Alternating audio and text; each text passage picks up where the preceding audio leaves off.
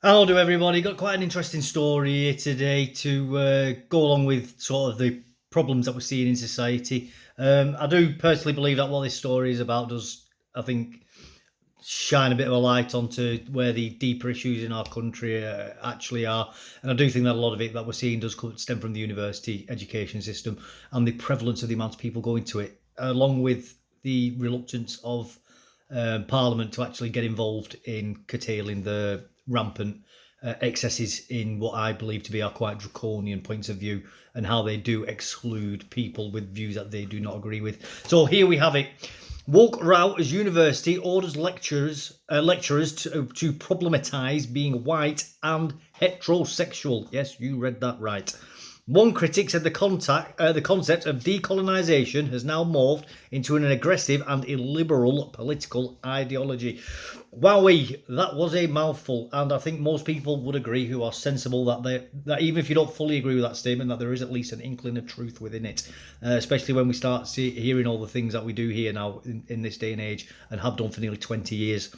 Lecturers at the University of Liverpool have been plunged into a row over perceived wokeness after being told to start problematising whiteness and heterosexuality during seminars. I mean, the fact that they are actually trying to single those things out just shows you just how much these people do hate the country that they live in. These people are, in my opinion, traitors and should be treated as a national security threat. And the fact that these universities are allowed to engage in behaviour like this, I think is incredibly dangerous because they've got access to lots of young people, and yes, they may be adults, but at the end of the day, these young adults have spent their entire life in an education system where they've effectively been on receive for information, and if they're not being taught how to actually think and instead being told what to think, they are in effect politically brainwashing these young and impressionable people, and it's absolutely shocking.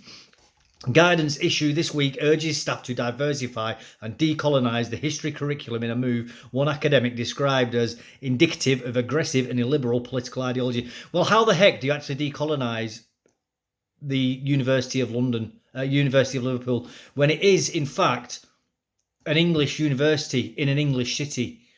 Do they mean remove the African studies from there? Because you could say that by having African studies in that university, that is in fact a colonisation of foreign ideology. Unless they are solely teaching about English topics. So, for example, let's say Shakespeare or Stephen Hawkins, you could say anything outside of those two examples could be considered colonisation.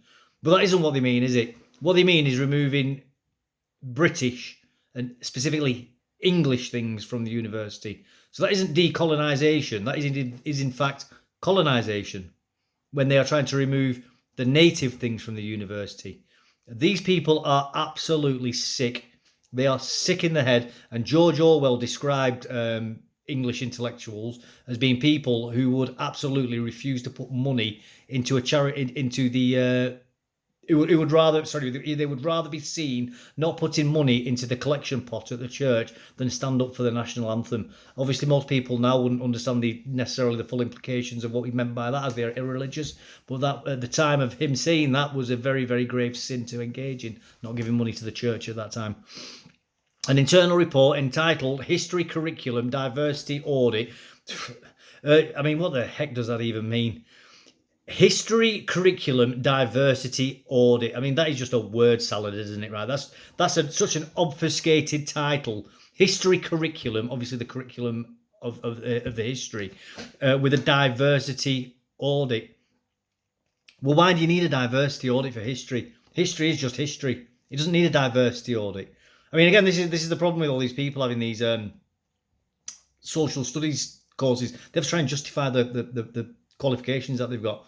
There's going to be people at this university who've done these black oppression courses or whatever rubbish they're learning, and they've got to try and justify the rubbish that they make up. And a lot of it is rubbish that they make up as well. Urges lecturers to think creatively about ways of tackling questions related to race and gender. Why? Why do they need to tackle questions related to race and gender? Why don't they just get on with what they're actually supposed to be learning? Like, I don't know, becoming an architect or an engineer or a doctor. You know, maybe just learn the subjects that you need and that are going to help society actually build things. Because all these grievance studies don't build anything. If anything, they actually get in the way of building things and make things even more expensive. It's like with HS2, by the way. Most people don't know this. HS2, the actual building side of it, is all gone on perfectly to budget. It has been held up by time. The costs for HS2 has been all the red tape, and it's been things like having to make sure they've got diversity quotas and having to deal with NIMBY lobbies not wanting the railway track building in certain places, or making sure that a particular shrews little hole hasn't been filled in by concrete and things like that. That's where the cost for HS2 has gone, and it's caused by rubbish like this. This is going to cause, but not all solely, but this is a big part of the downfall of Western countries. Is this sort of Soviet era style middle management tut-tutting?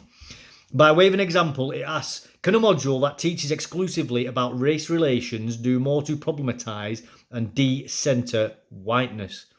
Well, I'd like to know what they actually mean by whiteness. I've got a feeling what they mean is Anglo-Saxon culture is what I think they mean by whiteness. I think that's what they mean. So basically Englishness, I think, is what they actually mean by that. I think it's a code word. The so-called diversity audit highlights a lack of queer history. What the hell is queer history? I mean, what is queer history?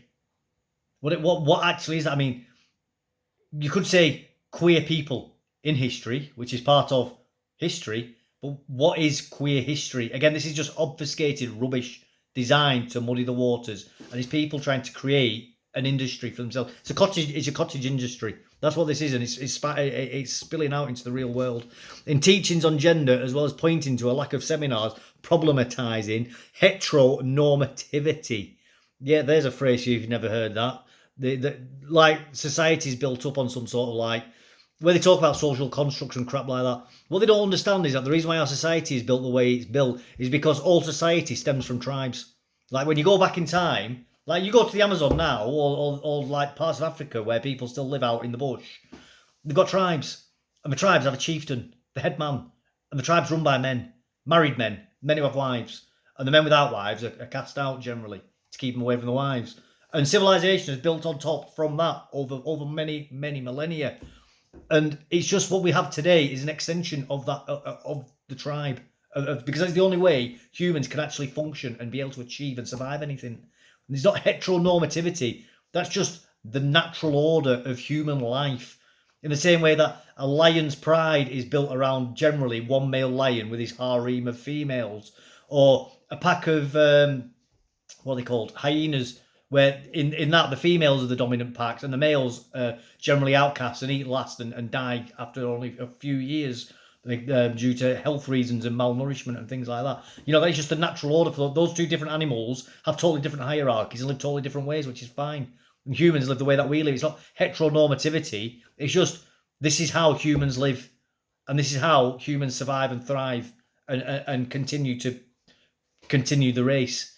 It's just mind-bogglingly stupid. This is the problem about sending so many people to university. When you have 50% of people going to university, it's not exclusively the top 50% of society that go to university. There'll be plenty of people who are above the average IQ or ability who don't go to university for various reasons. So that means you're getting people from below average IQ going to university. And then they're coming, and then this is what they're doing. They can't actually think. They think they're being clever, but they're not. It's like watching a child take a radio apart. It's like, all right, you've taken that apart now. Can you put it back together again? No. I don't know how. How do you pull this back together again? And that's what these people are doing. They're literally pulling society apart. And once it all collapses on them and it's all burning around them, people say, well, how do you put it back together again? How do you fix it? Well, they don't know. All they know how to do is ask stupid questions that actually are pointless, which make them sound clever, but they're not. And they're just wrecking society. That's all these people are doing. Nor is it seen as sufficient to include more scholars from Black, Asian and minority ethnic, BAME and non-binary backgrounds on their reading lists. Lecturers are encouraged to discuss diversity at every module taught. But why? What's it achieving? Diversity for the sake of diversity? Why? Why? I'd rather see positive results in production as an example. You know, I'd rather see increases in efficiency in how whatever it is that they're supposed to be doing works. You know, that's what should actually matter, is streamlining systems, making them more efficient, producing higher quality work and products each time. That's what matters. And if that means that you have zero diversity, then so be it. That's the consequence of it. Madness. There They are also told to make seminars safe spaces because topics such as race and gender can be challenging for students. Well, if you find these topics challenging so much that you need a safe space, maybe you shouldn't be at university. Maybe you should go and stay at home with mummy and daddy. Maybe you should just go stack shelves in Tesco's or Sainsbury's and just be quiet and keep to yourself. If you can't handle hard ideas like that, maybe university isn't the place for you. Because you're actually going to be a dangerous person if you get into a qualified job. Because you're not going to be able to cope with the stresses of the real world. And you're going to cause serious damage in businesses and companies. You might even kill people. One University of Liverpool lecturer speaking in condition of anonymity told the Sunday Telegraph it's all ideologically driven, namely empire is bad. Yeah, well, it absolutely is ideologically driven. It's a modern form of communism. That's all it is. Communism never went away. It just changed the way it's taught, and it just changes it's just changed the words. It's the exact same language. It's the exact same methods and modes. It's all the oppressor versus oppressed, and all they've done is just move the deck chairs around, so to speak, on the Titanic, just to make it look different. They've changed the curtains. It's the exact same ideology, just dressed up. That's all it is. It's like when you see the Green Party. The Green Party talk about all the environment and that. The amount of solar farms in the UK, in England specifically, that green councils, where they have majority councils, have blocked the building of for asinine reasons. Like, for example, they say, oh, well, we don't want solar farms because it's the environmental impact. So we want wind farms that are offshore. And then you go to another constituency where there's a green council, and that was Nottinghamshire, I think, council, that in Nottinghamshire, around Derby. But so they were a landlocked county, so a landlocked constituency, so you could say, yeah, that's fair enough. But then there's other councils which are on the coast, I think around Norfolk, where they've got a green council, and they refused wind farms just because they didn't like the process, the company that was building them for some weird reason. You know, they don't actually want solutions. They want to cause chaos so they can bring about the revolution. And that's all these people are doing, the revolutionaries, and people need to understand that. And communists, they're just watermelons, and what I mean by that is the green on the outside and red on the inside. The communists, that's all they are. All of them. These people, all these sorts of people engaged in these kind of ideologies, these games, just communists. There's nothing else to do with it. And in my opinion, the only way to deal with communists is to look at what people in South America have done with communists. They knew how to deal. Pinochet particularly, he knew how to deal with communists. Historians should have had freedom to teach what they believe is true rather than having an agreed ideology that you're not supposed to question. Also, I'm not quite sure how we're supposed to problematise whiteness. Dr. Edward Skidelsky, a philosophy academic at Exeter University, who is co-founder of the Committee for Academic Freedom, said, "It's not the business of universities or university departments to tell lecturers to problematise heteronormativity or to decenter whiteness," whatever that means. Exactly. And that is, a lot of people may not understand, but that last three words, whatever that means, that is so important. That really hits on a nail, and he may not even have done this intentionally. Possibly will have done, because if he's a philosophy academic. But these people, it's like when you hear people talking about gender. What does gender even mean? Well, it means whatever they want it to mean at that specific time. But when you try and use the word, it doesn't mean what they want it to mean. So these things are very, very flexible. These are linguistic tools and weapons that they engage in. And they are a way of trying to disarm you from being able to engage in any form of useful debate against them. So they come up with these abstract concepts, which when you boil them down to the bare necessities, actually mean nothing. Like, what is gender? Like, genuinely, what is gender? Somebody try and explain to me what gender is, because what most people think of is sex, male and female. Well, no, that's not gender, that's sex. That's biological sex. So what is gender? Well, they start coming out with all these different things of this gender. You know, I'm a cat gender, I'm a fairy gender, I'm whatever gender. Well, they're all personality traits. So, again, what is a gender? It's an agenda, is what it is. Gender is an agenda. And the agenda of gender is to undermine language. And it's the same with all this rubbish. It's to disarm the population from being able to understand these radical revolutionary ideas. And it's a form of what you'd call jargon. And it's for this in-group who understand the jargon to try and keep out the unwashed masses from understanding what they're really doing. And it's just rubbish. That's all it is. So that phrase there, whatever that means, that is really, really important. And that really, people need to take note of things like that. When you start hearing people saying this, when they're talking about all this culture war madness, When people start saying whatever that means, you need to start thinking about like, yeah, what does that actually mean? And when you start hearing their explanations for these things, go, yeah, but we already have a category for that, and that's this. And you're trying to say that's that, but no, we already have a category for that, and that's whatever else. So this, what you're doing is engaging in linguistic wordplay. Very, very dangerous people in the way they're doing. It's very, very pernicious, and the way that they're trying to bleed it into like the legal framework and things like that. Crazy, crazy. And lawyers and barristers and judges should be taking up on things like gender and saying that's rubbish. We don't recognise the term gender. Get it out of my courtroom. Meanwhile, Dr. Alka Segal Cuthbert, director of the Don't Divide Us pressure group, warned non-activists who want an easy life need to realise decolonising has nothing to do with addressing discrimination or unequal access, nor is it about expanding knowledge. No, it's not. It's about creating a political revolution. That's what this is about, destabilising the country to bring in the socialist revolution. That's all it is. It has morphed into an aggressive and illiberal political ideology that promotes divisive, epistemologically weak concepts like whiteness. Well, again, what do they mean by whiteness? When they start talking about whiteness, they start saying things like, using correct grammar, turning up to work on time, getting up in the morning, washing, brushing your teeth every day. Things like this is what they talk about with whiteness. It's like, what do you mean, like living a Western lifestyle? A strong work ethic. It's like, right, so you mean a Protestant? So you just mean like a Protestant Northern European culture? That's all they mean when they talk about whiteness. At least that's all I've ever heard. When I've seen these things written down and people explain it, that's all I've ever seen is just the basic complaining about Northern European culture, and seeks to impose its narrow, highly speculative interpretation at the expense of genuine academic study that depends on exploring different viewpoints. Yeah, it is. The fact that the universities are wasting money on this is crazy, and time. All these resources that are getting poured into what is effectively revolutionary ideology, when it could be getting put into useful things like, medicine or, engineering or science, and actually pushing our civilization forward. And instead, all they're doing is they're funding a bunch of revolutionaries who want to destroy the country because they see themselves as being the all-powerful leader. They view themselves as being the next Lenin or Stalin. The question of decolonising curriculums has been the subject of hot debate in recent months.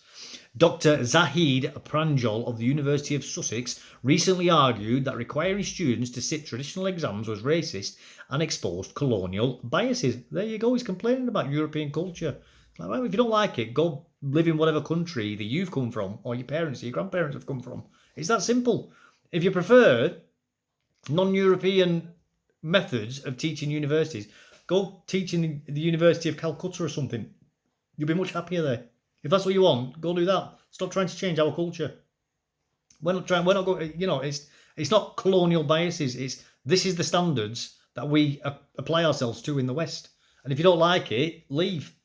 The University of Cambridge last month advertised for PhD student to investigate its plant and animal collection, including tigers and dodos, to root out imperial connections. Why? What are you even going to achieve by doing that, apart from denying the university the resources and the knowledge and whatever else is built around these things? It's just crazy.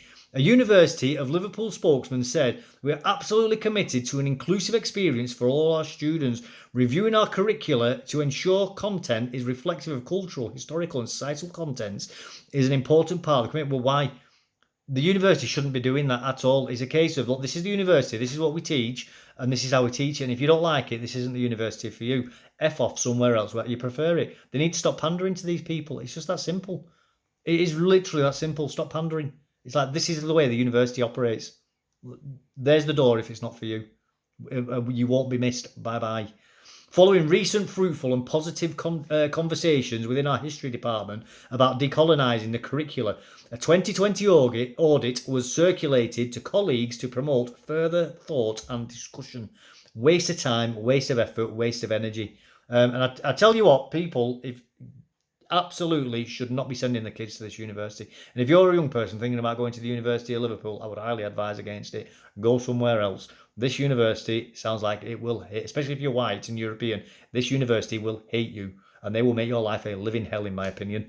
A final decolonisation framework, once developed and agreed, will be a useful and important guide for staff in the development of their modules, and as always, colleagues will retain full academic freedom in how this is best applied. Madness. Absolute madness. I mean, we're coming up 20 minutes now, guys. I don't normally do videos this long, but this, I think, is so important. I wanted to keep going with it, basically. By all means, please do read the article yourself. I'll put the link in below. So make your own mind up. Don't just listen to what I'm saying. As I like to say, I could be wrong. I really don't think I am wrong with anything I've said with this. That is just insane.